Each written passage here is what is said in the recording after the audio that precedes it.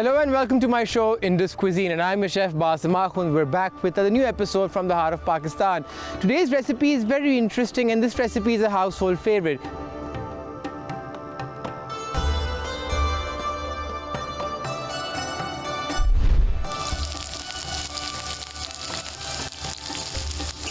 We'll be making recipes from Pakistan now which will be household favorites and which will have a lesser history to be told, but these recipes has been a part of our culture for quite some time. One such recipe is being taught to you today. It's a very easy recipe and it is very interesting even. It's basically known as Phali Gosht, also known as Phali Murgh or Murgh Phali.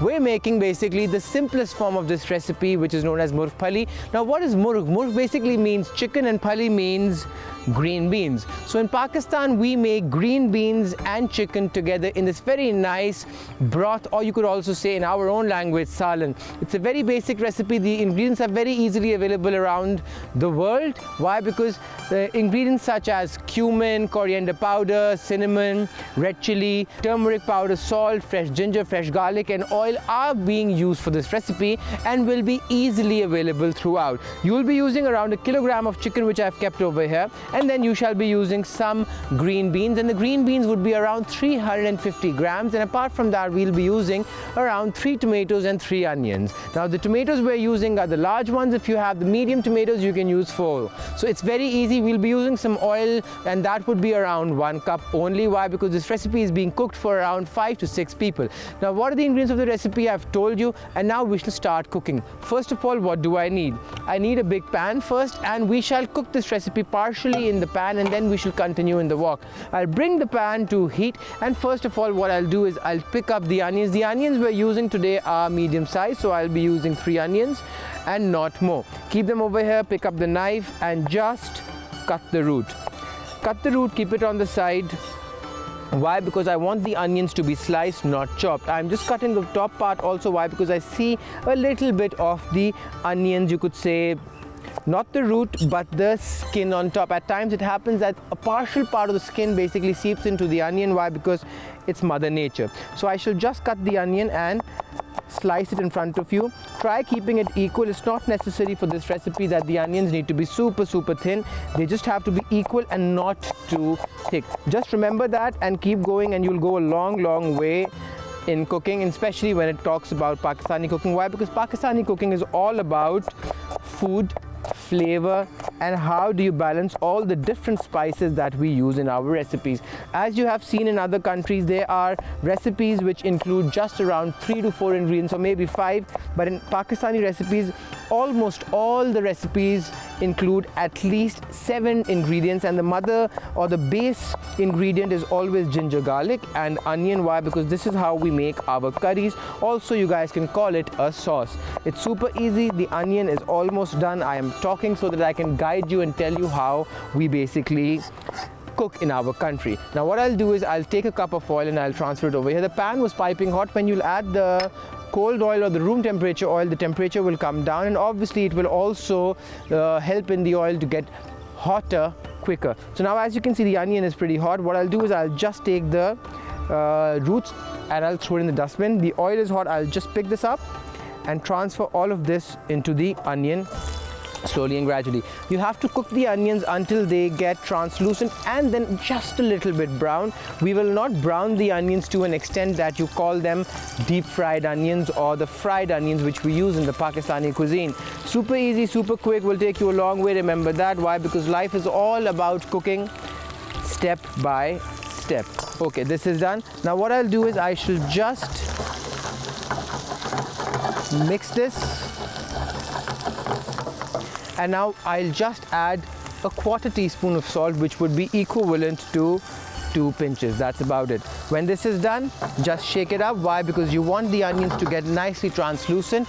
Keep this over here, or just press it down so that the onions don't stick together. Now what I'll do is I shall just keep a lid on top and let it cook for 2 minutes on high heat so that the onions get translucent. If you will take the lid off and cook it for 2 minutes on high heat, what will happen is that the onions are not going to get soft from the core, but they will be brown towards the outside, which means you're basically adding raw onions. Now what do I need? I need some garlic for this recipe. What I'll do is I shall pick up around 4 fat cloves of garlic and we shall just smash them,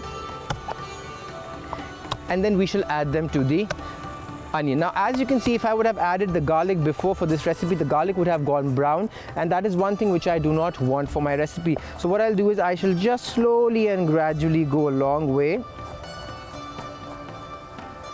and that will give you the best result of the cooking you're doing today. Slowly and gradually, step by step, and keep the blade super clean. And this is done. As you can see, the garlic is chopped but not too fine. Why? Because I want that texture. Take the lid off. It's been a minute now, and as you can see, the onions are translucent and they are also browning towards the outer side. I will just pick up this and I shall just transfer all the garlic into the oil. Now mix it up so that the garlic gets a chance to fry evenly.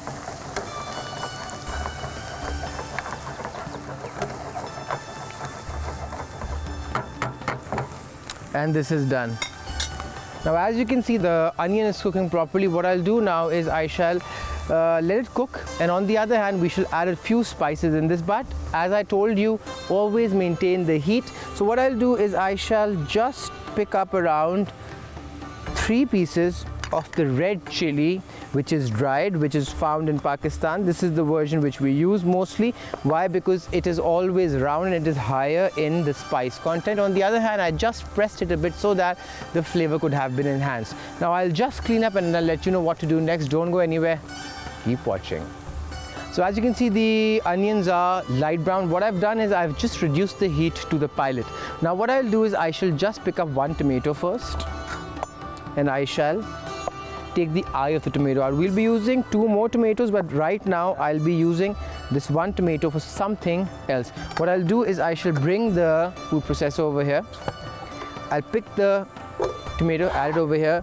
Just take around 3 to 4 small sticks of cinnamon, add it in this. Take around a tablespoon of cumin and transfer this over here. And then I shall just pick up some water, around a 1/4 cup, and place it in. When this is done, I shall just give it a lid and process it until it's super fine.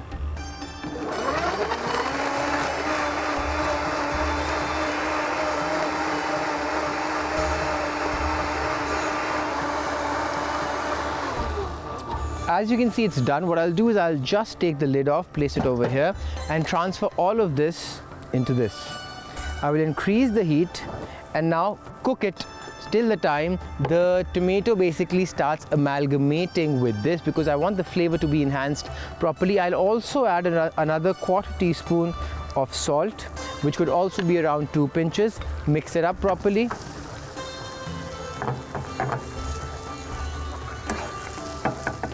And as you can see, the oil is mixed properly, and let it cook for, let's say, around 3 to 4 minutes. Until the time this cooks, we'll go for a short break, and once we're back, I'll let you know what to do next. Don't go anywhere. Keep watching your lovely show, Indus Cuisine.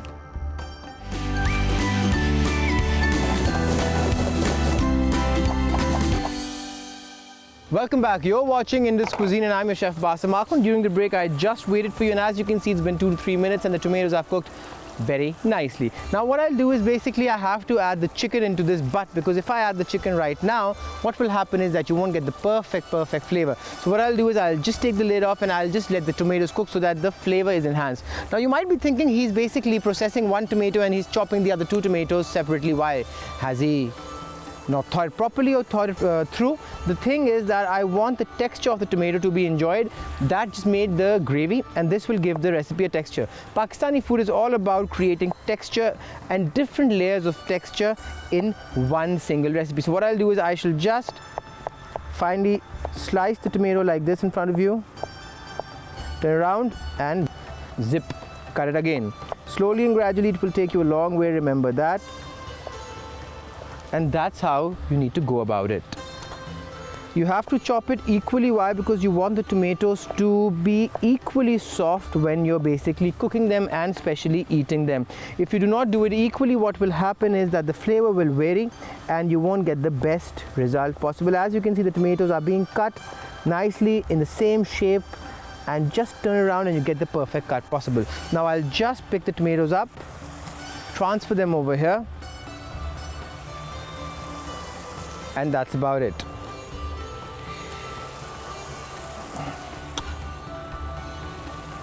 Now what I'll do is I shall just pick the eyes of the tomato up and I shall throw them in the bin, and now I shall add another 1/4 teaspoon of salt to the goodness over here, especially onto the tomatoes, so that the flavor is enhanced properly. Now what I'll do is I'll start mixing this, and I'm covering the tomatoes I chopped with the sauce on the side. Why? Because that will give the best flavor possible. This is done.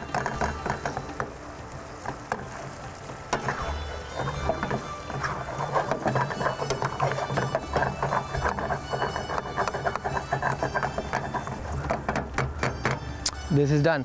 Now I shall just give it a lid and let it cook for 2 minutes on high heat. Till the time this is cooking, what I'll do is I shall basically pick up the chicken, which I've kept at the back, and we shall cut it into pieces, you could say. So what I'll do is I'll use the same knife, but then I shall wash it before I reuse it. Why? Because I do not want to create cross contamination. So the board goes there, this one goes here.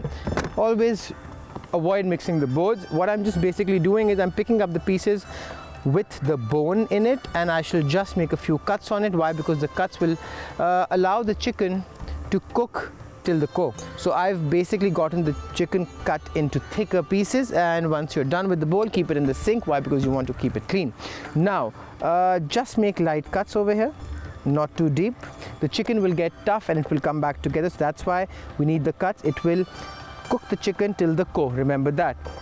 This is a super big piece. What I'll do is I shall just take the white piece out, keep it on the side, and so will I do it again for this one. Make cuts, and this is done.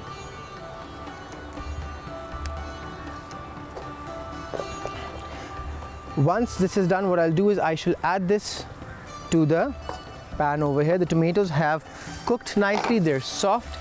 Now I shall rinse my hands and I shall tell you what to do next. The tomatoes have basically gotten a nice color. I'll show it to you over here. Now what I'll do is, as they are frying, as I told you before also, I shall just change the thing I'm cooking it in. I shall pick up a wok, place it over here, transfer all the goodness from this to this. Try keeping everything over here and do not waste anything. Keep this on the side, bring it over here, and now what I'll do is I shall just add a cup of water on high heat. The pan over here is on. Why? Because I'll tell you, increase the heat and add around a cup of water over here. Now the water goes in, and now so shall the coriander powder, which I hadn't added before, the turmeric powder, and the chicken. But once I mix this properly. So mix it. Why? Because you want the flavor to be mixed nicely in the food, and transfer all of this into this. This is done.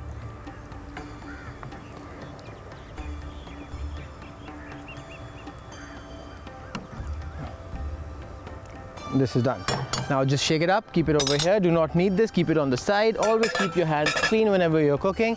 And on the other hand, pick up some ginger. The ginger is over here. I shall just cut this part, keep it over here, and slice it finely. This is done. Keep it over here. Bring it back together, just like this. Place it on top, and then just finely slice it. Push your knife forward so that none of the threads of the ginger stick together, and this is done in front of you. Now what I'll do is I shall pick this up, transfer it here, add half a teaspoon of salt, and mix it up.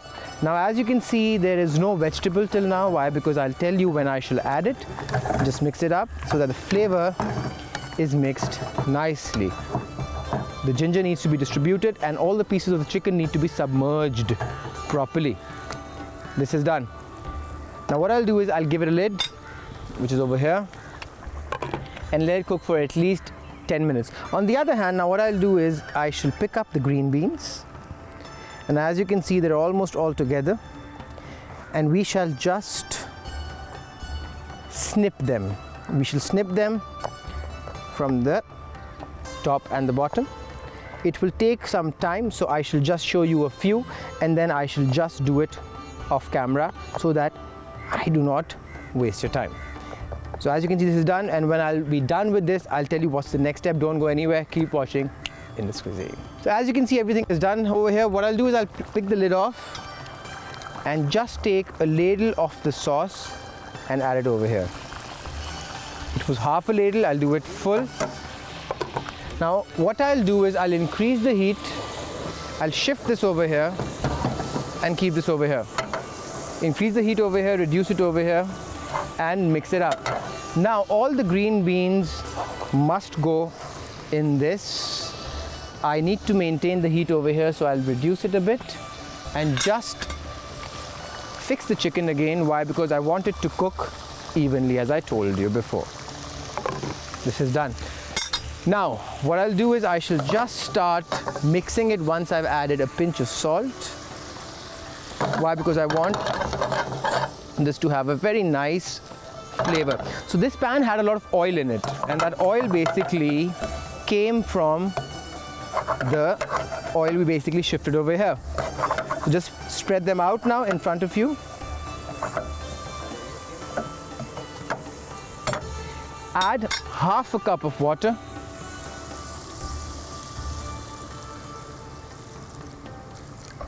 This is done.